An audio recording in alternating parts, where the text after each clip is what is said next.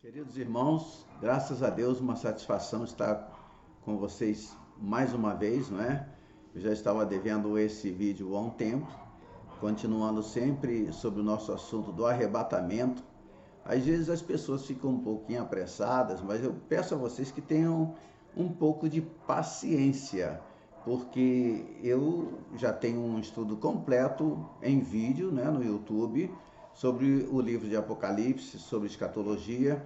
Só que agora eu estou indo mais devagar, como diria, pormenorizadamente, mais devagar, mais lento. Eu estou abordando assuntos que eu não abordei numa visão mais geral, uma visão mais ampla. Agora eu estou me detendo em certos pontos para os quais eu não chamei a atenção, mas todos nós concordamos que é grande o mistério do arrebatamento da igreja. E as pessoas não param para meditar na palavra de Deus como deveriam fazer, né? Nós estávamos falando, chegamos ao ponto, eu acredito que o último vídeo que eu deixei falava sobre depois nós, os vivos, né? E quero dar continuidade a esse assunto, que nós vamos cada vez entrando mais e até uma hora em que nós vamos abordar o tempo, a hora, o momento tão esperado. Será que é para agora? Será que é para 2018? Será que é para daqui a 10 anos? Será que é para daqui a 50 anos? Será que será daqui a 200 anos? Ou isso tudo é impossível? Terá que ser no ano 2018? Porque muita gente fala dessa geração acreditando que é esta geração agora, não é? Mas eu quero lembrar aos irmãos que todos os cristãos de todas as épocas esperaram Cristo Jesus para a sua própria geração. Os sinais para eles eram tão evidentes que eles esperavam. Até o apóstolo Paulo diz, nós, os vivos, né? Ele esperava também que fosse na sua geração. Mas fica tudo bem claro na Bíblia Sagrada que muitas coisas ainda dependiam de acontecer, como eu digo agora. Se você procurar sinais que antecedem o arrebatamento, você não vai encontrar. Você vai encontrar sinais que antecedem a volta de Cristo. Isso é diferente de arrebatamento. O livro de Atos nos dá um exemplo bíblico do dia em que a igreja nasceu em Jerusalém. Não é? Nós não podemos deixar escapar muitas coisas. Estarei, quando eu estiver lendo a Bíblia, eu peço a você, se você desejar, que me acompanhe, viu? Pedro, ele pregou para o povo de Israel naquele dia, dizendo assim, olha, agora eu vou ler a palavra de Deus. Ah, onde está? Eu quero acompanhar. Então acompanhe-me, me acompanhe, por favor, leia comigo Atos dos Apóstolos, capítulo 2, dos versos 16 ao verso 20.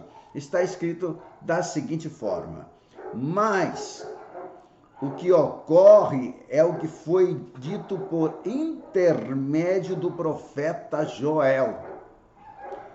E acontecerá nos últimos dias, diz o Senhor, que derramarei do meu espírito sobre toda a carne.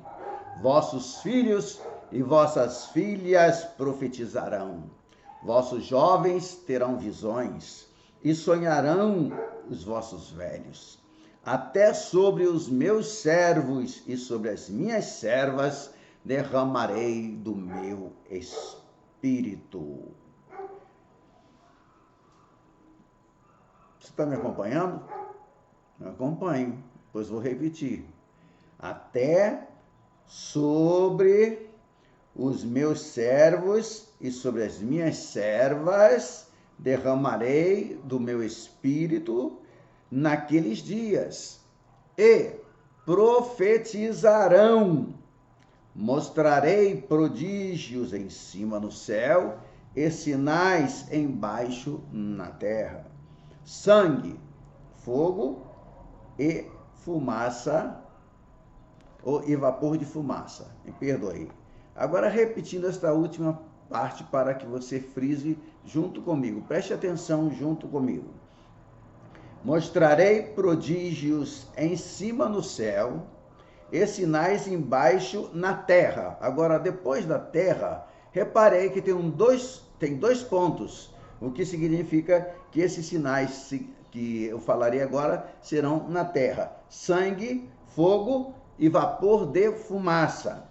O sol se converterá em trevas e a lua em sangue, antes que venha o grande e glorioso dia do Senhor. Ah, pastor, não conferi. Confira sim, Atos 2, de 16 ao verso 20. Porque eu estou aqui, às vezes os óculos não estão muito bons, posso me atrapalhar e você pode então ler corretamente na sua Bíblia. Sem dúvida, meus amados, Pedro está relembrando a profecia de Joel. Mas, eu sempre gosto desse mas, porque a gente às vezes vem de um jeito, né? A vida vem de um jeito, mas Deus, eu gosto desse mas ele, Joel, não para no versículo 18, quando dizer profetizarão. Mas ele continua a mostrar os eventos que se darão nos estágios finais do fim dos tempos. Joel mostra, e eu diria que esse tempo será chamado ou conhecido, não é, normalmente como a grande tribulação. Pedro, no dia de Pentecostes, ele explicou, ele esclareceu aos seus ouvintes o que o profeta havia dito, como partes, veja bem, como partes da profecia foram cumpridas e como ela acaba. Aqui eu me lembrei agora do arrebatamento de Elias, não é? Neste momento que todos falamos do arrebatamento da igreja, ora, mas houve arrebatamento antes? Sim, Enoque, e agora eu me lembrei de Elias, quando eu quero relembrar com vocês que o arrebatamento de Elias é um evento com o qual nós podemos aprender bastante a respeito da nossa própria caminhada com o Senhor. Elias ministrou em Israel quando imperava ali uma grande apostasia. No princípio do seu ministério, o rei Acabe e a malvada rainha Jezabel estavam no poder. Corajosamente, Elias enfrentou o rei Acabe. Sim, não se acovardou de jeito nenhum. Ele enfrentou Acabe, enfrentou os profetas de Baal e também, posso dizer, todo o povo de Israel. No topo do Monte Carmelo, ele os desafiou bravamente. Se você quiser acompanhar no primeiro livro de Reis, capítulo 18, 21, nós vemos isso, viu? Diz assim: então Elias se chegou a todo o povo e disse: até quando cocheareis entre dois pensamentos? Se o Senhor é Deus, segui-o. Se é Baal, segui-o. Porém, o povo nada lhe respondeu. O povo não respondeu nada. Elias calou a boca de todo mundo. Nós vemos, meus amados, claramente que Deus era com Elias graças à obediência desse homem à palavra de Deus. No versículo 36, Elias orou dizendo o seguinte: ó Senhor, Deus de Abraão, de Isaque e de Israel, fique hoje sabendo que tu és Deus em Israel e que eu sou teu servo e que, segundo a tua palavra, fiz todas estas coisas. Viram, irmãos? Elias não mandou que parasse de chover porque ele queria fazer isso, não. Porque ele achou que ia ficar bonitinho ou que ele mesmo ia castigar Acabe. Não, nada disso. Ele diz aqui: fiz todas estas coisas segundo a tua palavra, segundo a palavra de Deus. Quando Deus manda, nós temos a obrigação de fazer o que Deus mandou. Não é fazer se nós quisermos. Não. Como resultado dessa oração, o que aconteceu? Caiu fogo do céu. Um fogo que não apenas consumiu o sacrifício e a lenha, mas também as pedras, o solo e a água que tinha no rego. Sim, porque o fogo vindo dos céus. Faço essa pergunta agora. Por quê? Por que o fogo vindo dos céus consumiu tudo isso? Por que foi? Porque era uma obra de fé. Elias disse: segundo a tua palavra, eu fiz todas estas coisas. Amados, graças a essa manifestação visível do poder de Deus, o povo confessou: o Senhor é Deus, o Senhor é Deus, o Senhor é Deus, ou como quiserem, só o Senhor é Deus, só o Senhor é Deus, só o Senhor é Deus. Você pode ver isso no verso 39. Infelizmente, esse milagre não levou o povo ao arrependimento. Na verdade, aconteceu o oposto, pois seus corações ficaram endurecidos. Eles não foram mostras de um reavivamento, pois aparentemente tudo continuou igual. Eu sempre gosto de bater nessa tecla. Não é por ver milagres que as pessoas se convertem. O povo de Israel, quando saiu do Egito, viu milagres durante 40 anos e não se converteu. Eles morreram no Egito. Foram sempre rebeldes, sempre murmuradores, sempre desafiando o poder de Deus, sempre ofendendo o próprio Deus, desrespeitando o homem de Deus, o homem a quem Deus havia colocado sobre eles. E quanto mais milagre acontecia, mais milagres eles queriam ver. E está da mesma forma hoje. Ninguém se converteu, porque milagre não gera fé no coração de ninguém. A fé é gerada pelo ouvir e ouvir a palavra de Deus. Não é por ver milagres. O homem que Jesus disse que foi o mais poderoso, vamos dizer assim, coloque entre aspas, na terra. O homem nascido de mulher, o maior de todos, não fez nenhum milagre, irmãos. Foi João Batista. Nem um milagre.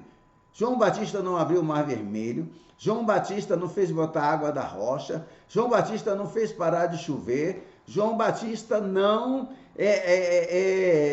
curou cegos, né? Não deu vista a cegos, não fez paralítico andar, não. E o próprio Jesus disse que nenhum homem nascido de mulher chegou a ser superior a João. Vocês precisam ter cuidado com o que vocês estão vendo por aí e no que vocês estão acreditando. E logo depois do que aconteceu, da vitória de Elias sobre todos os profetas que estavam lá, os falsos profetas, nós podemos ver na Bíblia o poderoso ou corajoso Elias fugindo de uma mulher para salvar a sua própria vida. Entretanto, amados, pela sua graça, o Senhor restaurou Elias, tanto física quanto espiritualmente, para que ele continuasse com a sua tarefa de proclamar a mensagem de Deus ao povo. Como é bom, irmãos, como é bom o nosso Deus, como é bom o nosso Senhor, como o eterno é cheio de misericórdia.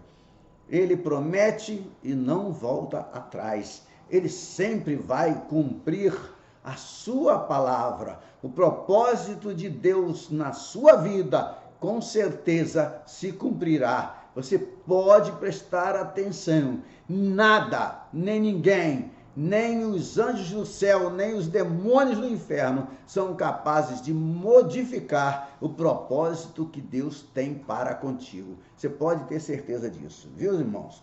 A passagem do segundo livro de Reis, capítulo 2, nos dá uma descrição passo a passo,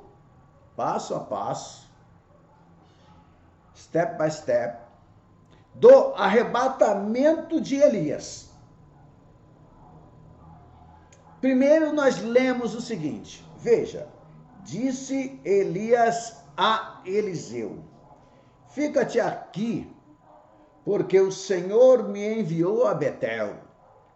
Respondeu Eliseu, tão certo como vive o Senhor e vive a tua alma, não te deixarei. E assim desceram a Betel, não é? Capítulo 2, versículo 2, do segundo livro de Reis.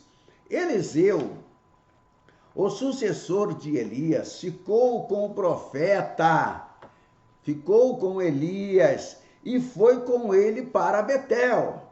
A palavra Betel, para quem não sabe, quer dizer casa de Deus. Incidentalmente, esse é o alicerce da nossa doutrina e fé, viu, amados? A casa de Deus, que é encontrada na forma de 66 livros que compõem a Bíblia. Eu discordo, tenho direito, mas eu digo que o alicerce de nossa doutrina e fé, a casa de Deus, é encontrada na forma de 66 livros que compõem a Bíblia Sagrada. Se quisermos saber mais a respeito do passado, do presente e do futuro, precisamos ler, estudar, digerir, meditar na poderosa e preciosa palavra de Deus. O Senhor da verdade nos desafia. Ele desafia a mim e a você. Ele diz assim, perguntai-me as coisas futuras. E onde está esse desafio na palavra de Deus? No livro do profeta Isaías, no capítulo 45, no versículo 11. É a versão revista e corrigida. Elias tentou fazer com que Eliseu deixasse ele sozinho para Betel. Mas Eliseu insistiu e foi com o profeta para Betel. Agora, depois de Betel, disse Elias a Eliseu, fica-te aqui, porque o Senhor me enviou a Jericó. Porém, Eliseu disse, tão certo como vive o Senhor e vive a tua alma, não te deixarei. E assim foram a Jericó. Está no segundo livro de Reis, no capítulo 2, verso 4. Eliseu não quis sair de perto do profeta Elias de maneira alguma. A cidade de Jericó, amados, nos lembra do nosso julgamento. Deus instruiu Israel a tomar essa cidade e destruir tudo o que estivesse dentro das suas muralhas. Julgamento É algo que nós, como crentes, devemos passar individualmente. Opa, o que foi que você disse? Não está errado isso não? Será que eu falei besteira? Ué, será? Julgamento foi o que eu disse. É algo que nós, como crentes, devemos passar individualmente. O Senhor, pelo seu Espírito Santo, continua a nos julgar. A Bíblia diz o seguinte: através de muitas tribulações, nos importa entrar no reino de Deus. Atos 14, versos 22. Portanto, amados do Senhor, não devemos nos surpreender quando o Senhor permite que passemos por dificuldades, por doenças, por problemas e até mesmo por tragédias. Alguém fala assim, mas Deus permitiu, mas se você tivesse todo o poder, você permitiria algo que não fosse da sua vontade? Então eu sempre digo que é a vontade de Deus, é a vontade de Deus. Devemos sempre nos lembrar que estamos na mão do Eterno, e que suas promessas são válidas para todos os filhos de Deus. Sabemos, diz a palavra em Romanos 8, 28, que todas as coisas cooperam para o bem daqueles que amam a Deus, daqueles que são chamados segundo o seu propósito.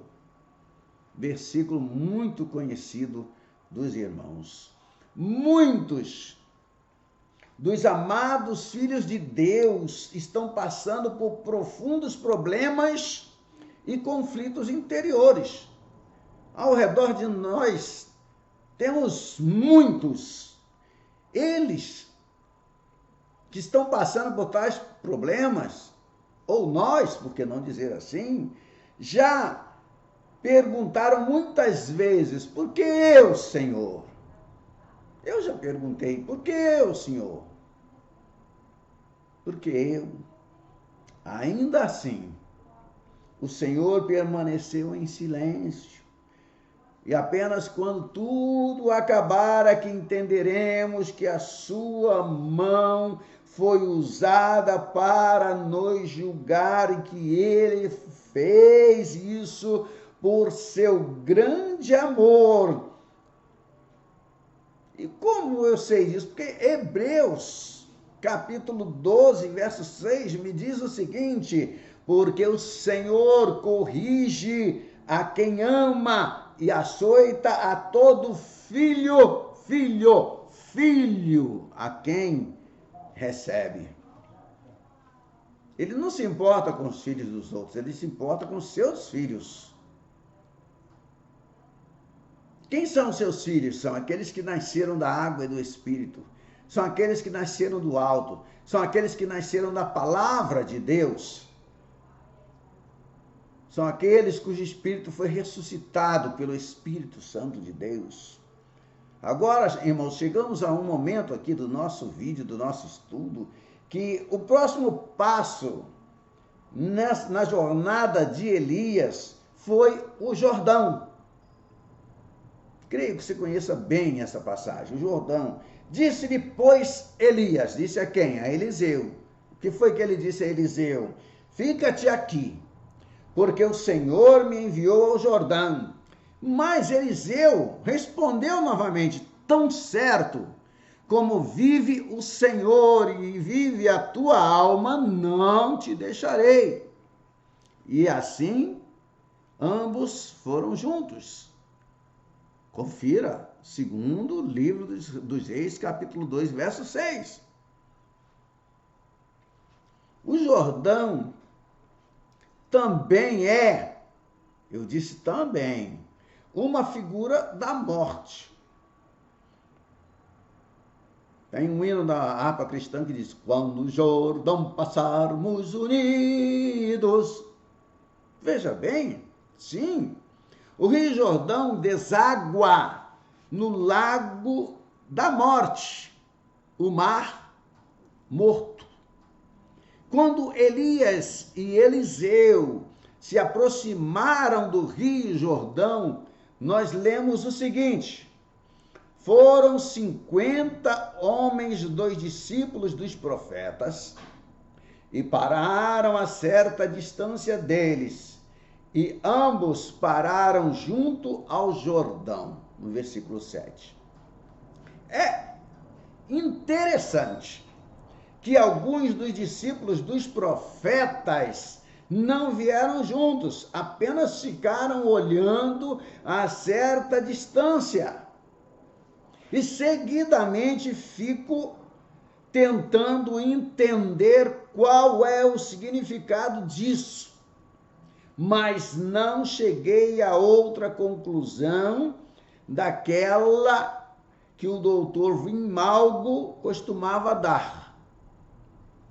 Os discípulos dos profetas representam profeticamente o cristianismo que confessa crer na Bíblia, mas que não põe a palavra de Deus em prática. Entenderam o que eu disse? Significa, ou representam, aqueles profetas que ficaram de longe, representam os cristãos, ou cristianismo, que não põe a palavra de Deus em prática, que ouvem a palavra, conhecem a palavra, leem a palavra, pregam a palavra, mas não a põem em prática na sua própria vida. Eles não andam com o Senhor, eles dizem sim para Jesus, dizem sim para a salvação, dizem sim para a verdade da Bíblia, mas quando chega a hora de endireitar suas vidas, eles preferem ficar olhando a certa distância. É para a gente ficar triste. Isso não é motivo de alegria, é um motivo de tristeza, de angústia. Isso é terrível, irmãos, ficar a certa distância. Eu me lembro que quando Jesus foi preso, estava sendo levado lá para o templo, lá para a presença dos sacerdotes, o versículo diz assim: e Pedro seguia-o de longe. E Pedro seguia-o de longe. Isso me faz questionar você. Eu questiono a mim e questiono você também. Por acaso você está seguindo Jesus de perto ou de longe?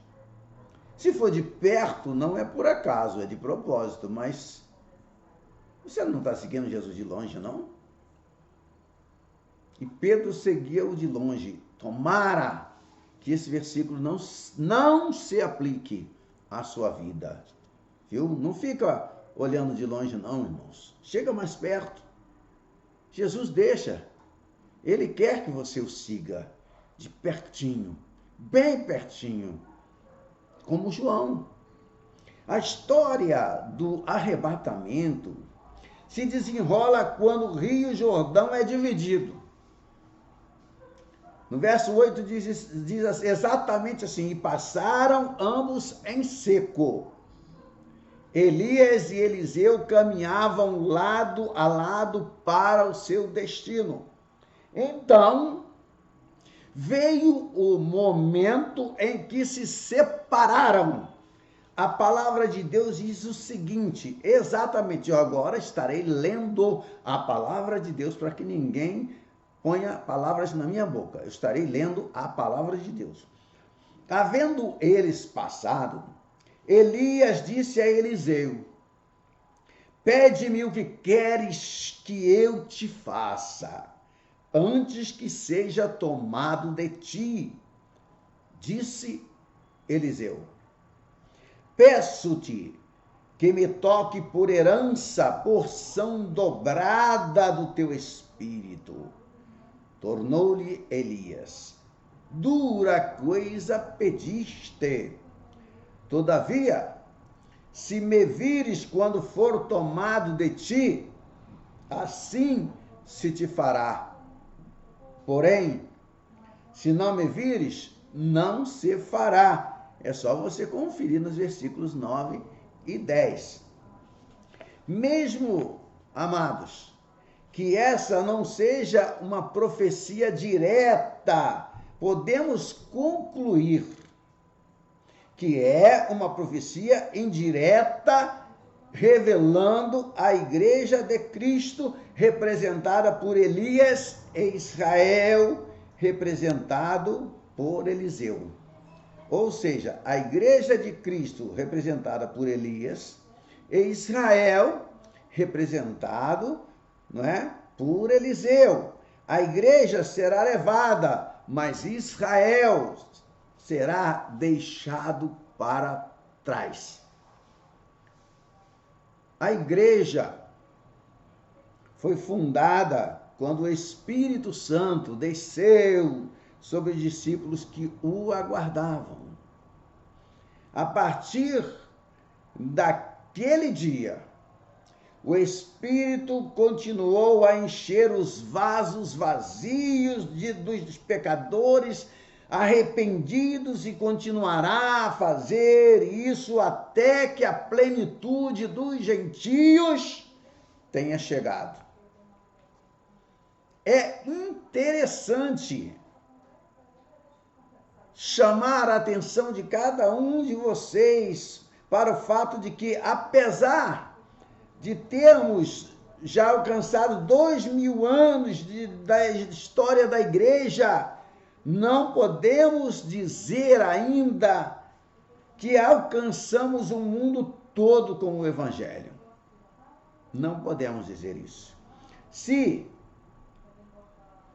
é verdade que hoje em dia existe cerca de 1 bilhão de pessoas que professam o cristianismo, e isso eu estou incluindo também aqueles que continuam debaixo da ditadura do Papa. É verdade, também é sabido que o mesmo número de pessoas segue o Islã.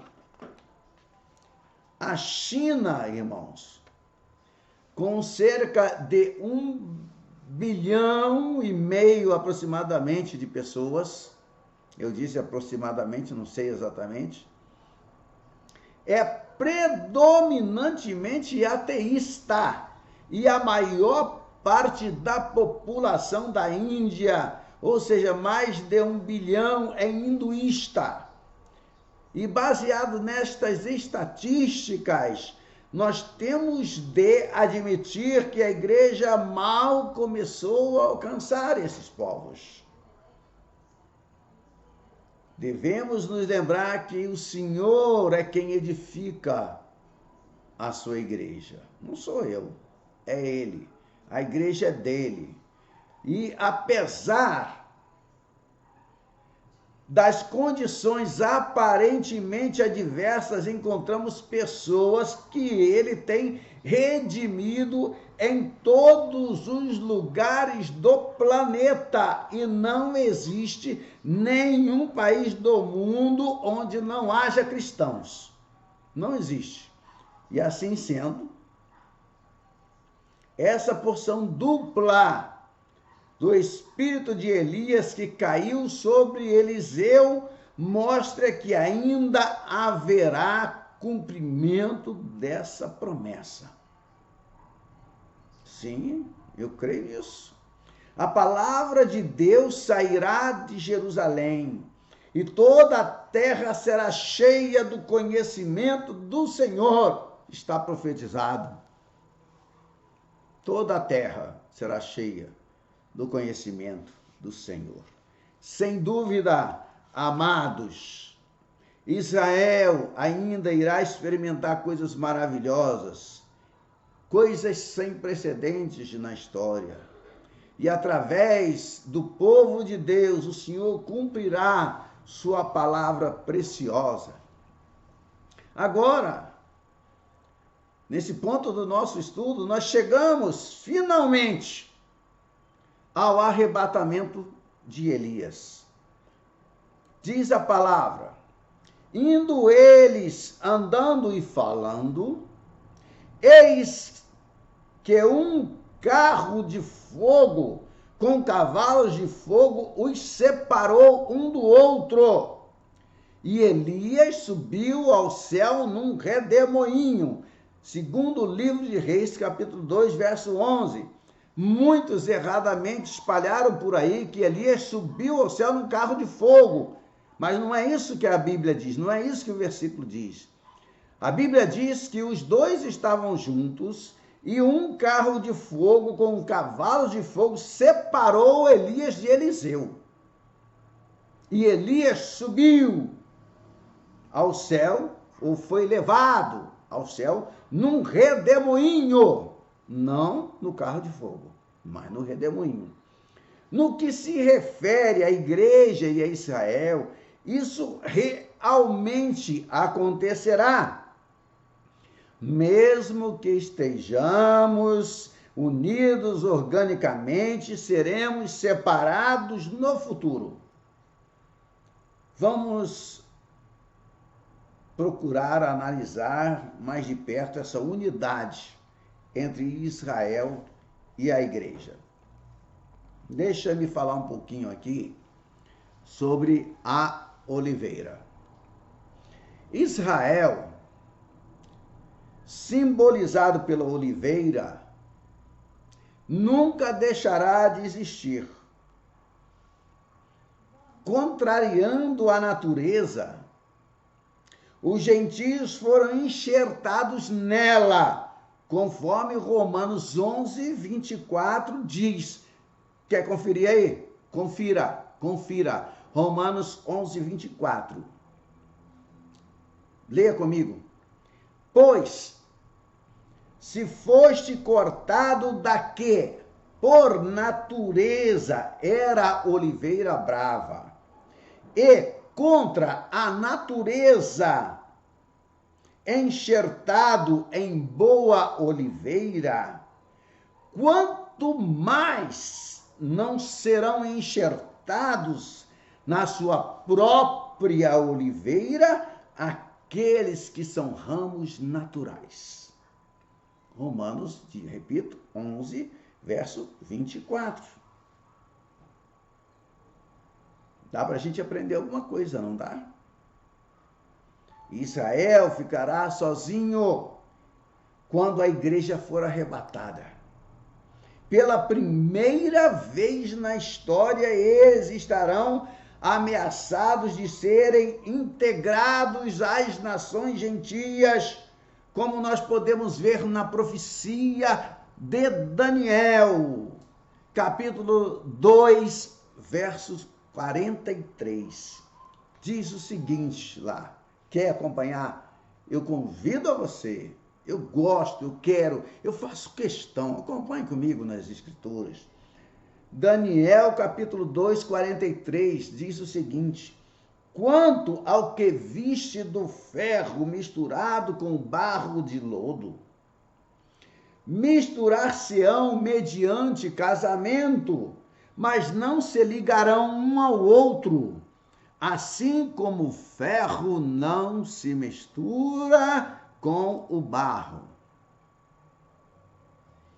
Seguidamente, ouvimos falar do grande perigo que Israel corre com respeito ao seu território.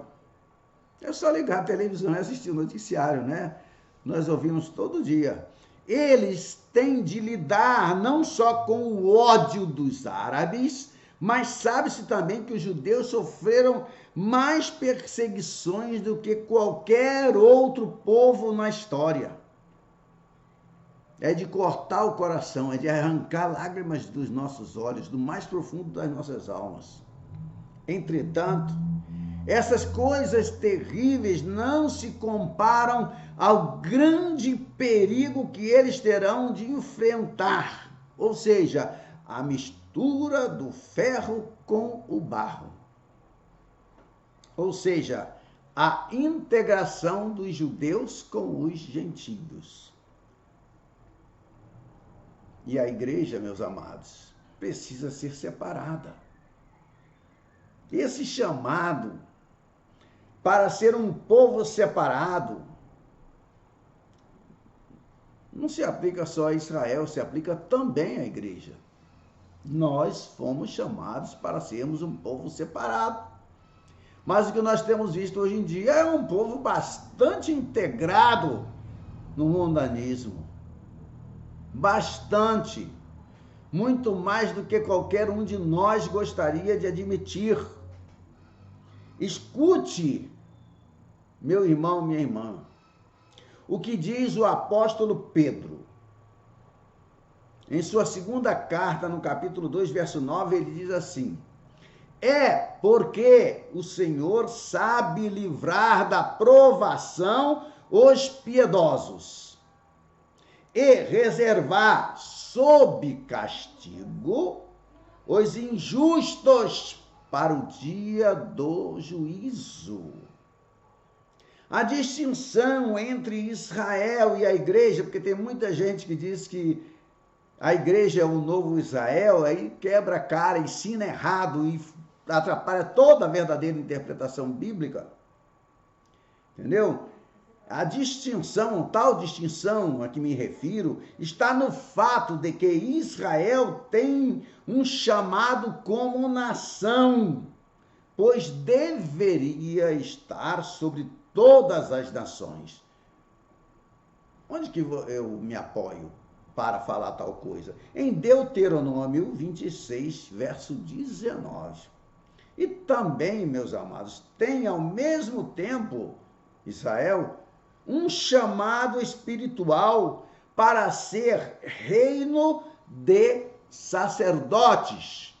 E isso está em Êxodo capítulo 19, versículo 6. E fazer com que a sua luz brilhe em meio às trevas. O perigo do povo de Deus se misturar com o mundo é um alerta a todos os filhos de Deus.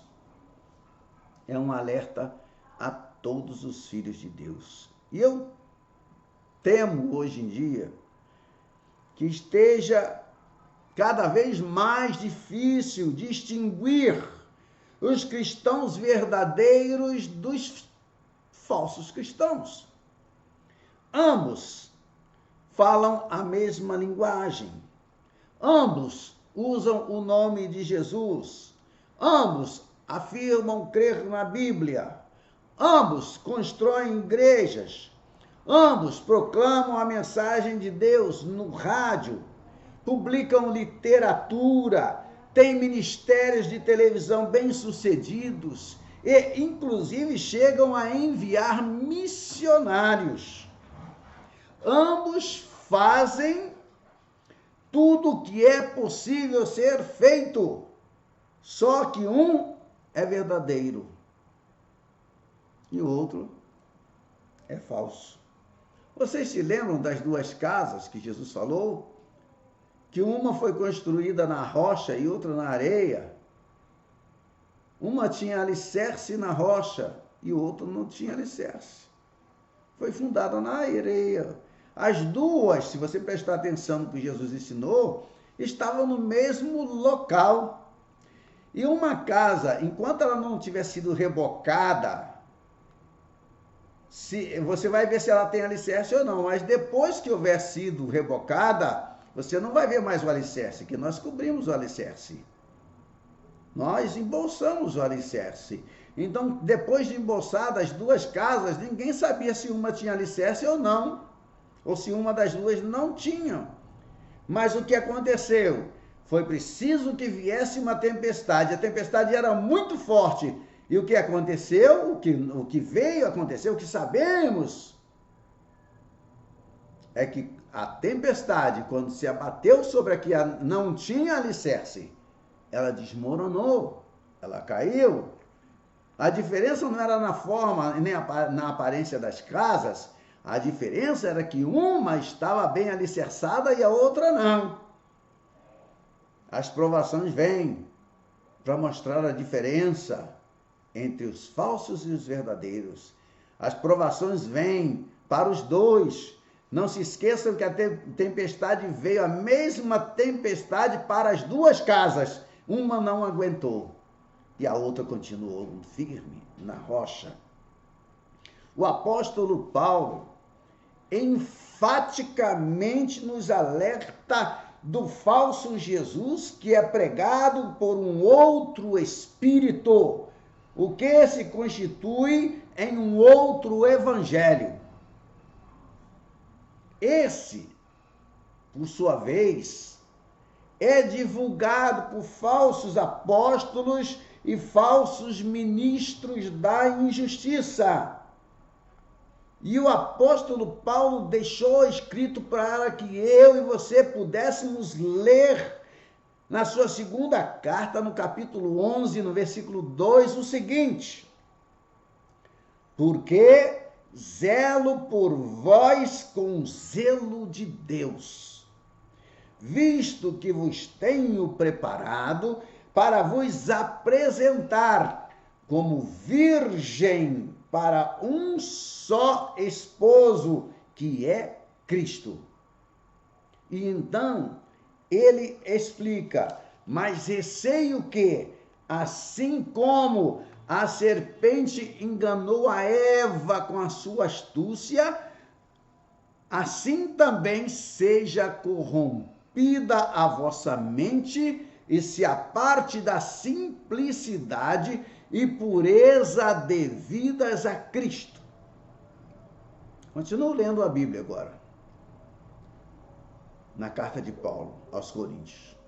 Se, na verdade, vindo alguém prega outro Jesus que não temos pregado, ou se aceitais espírito diferente que não tendes recebido, ou evangelho diferente que não tendes abraçado, a esse de boa mente o tolerais. Porque suponho em nada ter sido inferior a esses tais apóstolos. Porque, um pouquinho mais para frente, os tais são falsos apóstolos, obreiros fraudulentos, transformando-se em apóstolos de Cristo.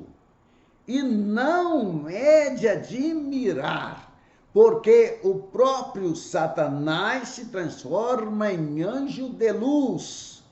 Não é muito, pois, que os seus próprios ministros se transformem em ministros de justiça. E o fim deles será conforme as suas obras. Não é verdade? Você acompanhou aí? Segundo livro, ou segunda carta de Paulo aos Coríntios, no capítulo 11, versos 3 a 5 e 13 a 15. Foi onde eu estava lendo agora. Amados, para concluir nosso estudo de hoje, apenas os que são nascidos de novo do Espírito Santo, os que são nascidos da água e do Espírito, os que são nascidos da palavra de Deus, entendem o chamado para se separarem das coisas do mundo. A verdadeira igreja está no mundo, mas não é do mundo. E os que são verdadeiramente seus membros escutam a voz do verdadeiro pastor. Esses são os que, primeira aos Tessalonicenses 4,17 menciona. Depois, nós, os vivos, os que ficarmos, seremos arrebatados juntamente com eles entre nuvens para o encontro do Senhor nos ares, e assim estaremos para sempre com o Senhor. Que o Senhor, amados, pela sua graça, possa proteger a cada um de nós, das obras enganosas de Satanás, pois o nosso tempo aqui na terra está rapidamente chegando ao fim. E eu concluo nosso estudo hoje dizendo: quem tem ouvidos, ouça o que o Espírito diz às igrejas. Apocalipse 2, verso 29. Quem tem ouvidos, ouça o que o Espírito diz à igreja. Que Deus te abençoe, em nome de Jesus. Se você quiser me ajudar, compartilhe esse vídeo para os seus amigos.